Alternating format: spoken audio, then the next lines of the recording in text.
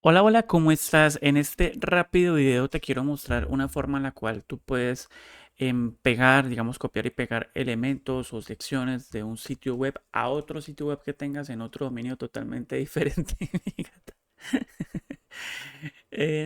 Para eso es bastante importante lo siguiente. Yo aquí tengo en este dominio, de hecho en el dominio aprendeconmauricio.online, tengo estos plugins instalados y en este dominio aprendeconmauricio.com tengo estos plugins instalados.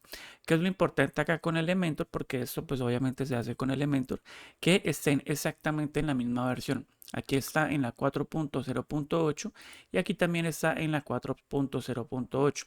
Entonces te quiero mostrar algo. Esta es una página que yo tengo en aprendeconmauricio.online, un subdominio. Entonces lo que yo quiero hacer, digamos, es copiar esta sección. Voy a darle clic aquí en copiar. Y ahora mira que aquí tengo otra página que es como de prueba que la tengo en aprendeconmauricio.com. ¿Qué es lo que tengo que hacer? Pegar desde otro sitio. Entonces solamente le doy clic acá y me dice que presione control B. Aquí presiono control B en el teclado.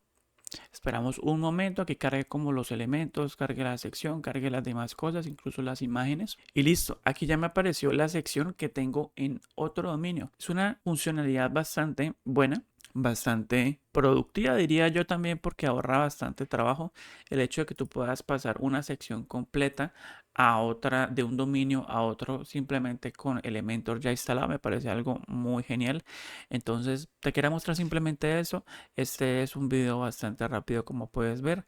Espero que te haya gustado. Si te gustó, si no te gustó, igualmente dale like también o no le des like, comenta y nos vemos en el siguiente video.